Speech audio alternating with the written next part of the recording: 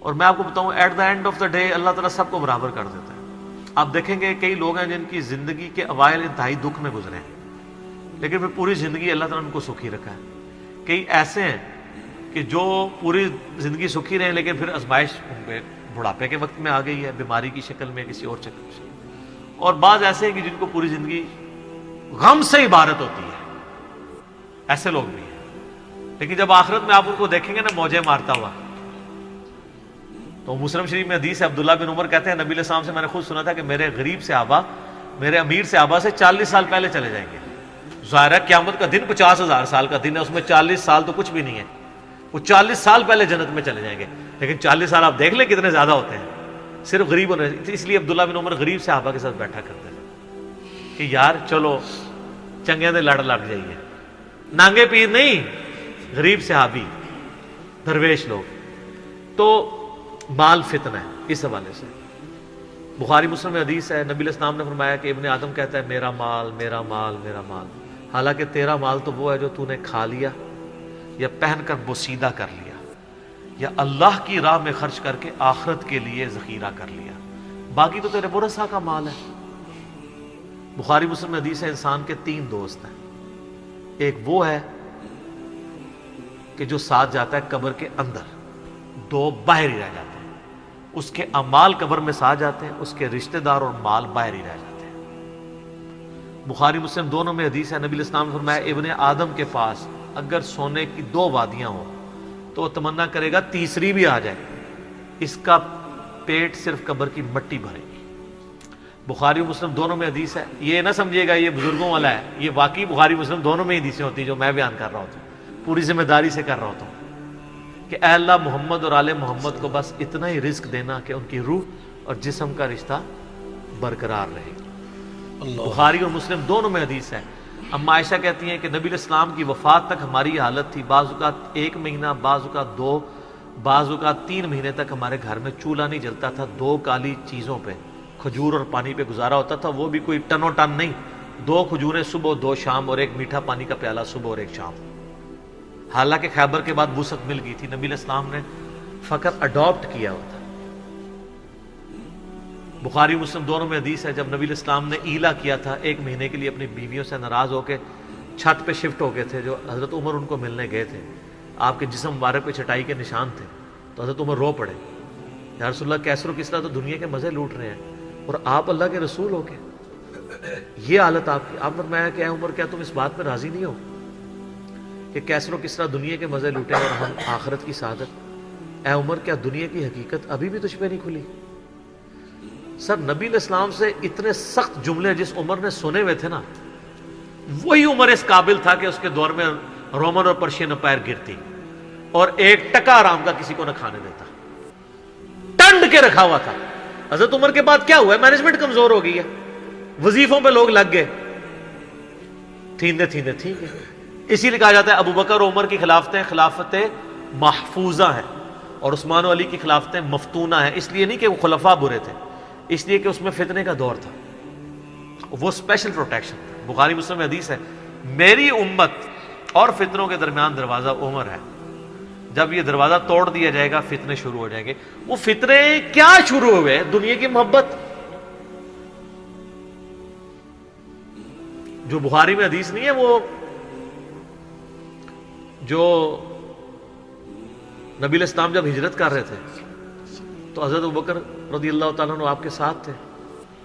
تو ایک شخص جو کافروں کی طرف سے 100 اونٹ انعام رکھا گیا تھا تو وہ پیچھا کرتے، ابن جوشم، کیا نام تھا اس کا؟ سوراقہ ابن مالک ابن جوشم. وہ پیچھے آیا، اس کا گھوڑا دھس گیا، 2-3 بار ہوا، اس کو یقین ہو گیا.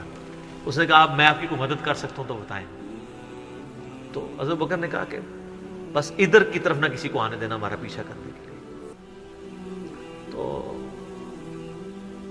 پھر وہ جب جانے لگا تو پیچھے سے آواز دی اور کہا کہ رسول اللہ صلی اللہ علیہ وسلم کہہ رہے ہیں کہ میں سوراقہ کے ہاتھوں میں کسرا کے کنگن دیکھ رہا ہوں. تو وہ بڑا مسکرایا، وہ کہنے لگا کسرا دنیا کی سپر پاور اور اس کا جو بادشاہ جو لباس پہنتا ہے اتنا مہنگا، وہ میرے اوپر دیکھ رہے ہیں. اور دل میں شاید اس نے یہ بھی سوچا ہو کہ اپنی حالت یہ ہے کہ جان بچا کے 2 بندے چوری چھپے مدینہ جا رہے ہیں اور ہمیں یہ بشارت سنا رہے ہیں. تو نبی علیہ السلام کو یہ پتہ بھی تھا کہ امت کے لیے خزانے کھلیں گے، تب بھی آپ نے فقر اختیار کیا تاکہ امت پیچھے سے مال پانی نے شروع کر دے. کیونکہ ترمذی کی حدیث ہے ہر امت کا کوئی نہ کوئی فتنہ ہے، میری امت کا فتنہ مال ہے، سیدھی سی بات ہے. اور پھر حضرت عمر کے دور میں پھر کسرا کا جب لباس آیا تو کہا سراقہ کدھر ہے، پہنایا اور کہا چل کے بتاؤ. جب چلے تو پھر کہا لا دے. اس نے کہا میں مالک ان کا نہیں، نبی علیہ السلام نے صرف اس کا کہا تھا یہ مسلمانوں کا مال ہے، بیت المال میں جمع ہوگا، تو ملکیت نہیں اس کی حاصل کر سکتا، یہ ایونلی ڈسٹریبیوٹ ہوگا. تو سر، اور اس کے بعد پھر حضرت عمر رو پڑے. یہ سارا انہوں نے فلمایا عمر سیریز کے اندر.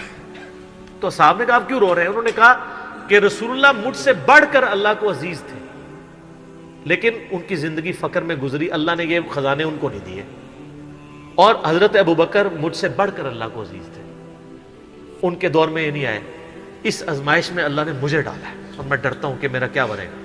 اسی لیے بخاری مسلم میں آتا ہے نا، جب ان کو زخم لگا اور لوگ نا امید ہو گئے تو پھر لوگ آ کے ان کی فائنل زیارت کر رہے تھے، کیونکہ کھاتے پیتے تھے تو وہ میدا کٹا ہوا تھا، نکل جاتا تھا. اسی حالت میں بخاری میں آتا ہے ایک نوجوان آیا، اس کا تہمت ٹخنوں سے نیچے لٹک رہا تھا. جب وہ جان لگا تو بیماری کی حالت میں حضرت عمر کہہ رہے ہیں لڑکے اس کو تہمت کو ٹخنوں سے اونچا کر، اس سے تیرے کپڑے بھی پاک رہیں گے اور یہ سنت بھی ہے. یہاں ہم لوگوں کو کہتے ہیں شلواریں یار نیچے روبڑ رہی ہیں. حضرت عمر نزع کے عالم میں بھی ٹخنوں سے اوپر شلوار کر رہے. حضرت عمر وہابی نہیں سن سر، وہ صحابی سن، ان کو پتہ تھا یہ سنت ہے. اور نزع کے عالم میں تہمت اوپر کروا رہے ہیں، یہ بخاری کے الفاظ ہیں.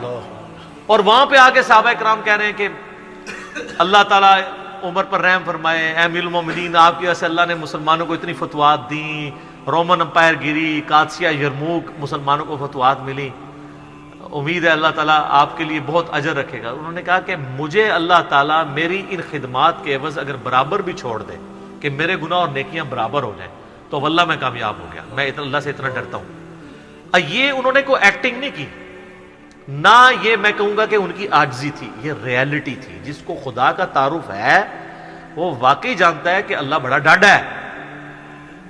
حضرت ابوبکر نے جب مشورے کے بعد حضرت عمر کو نامزد کیا تھا تو آپ کو پتہ ہے حضرت عمر کو کیا نصیحت کی تھی؟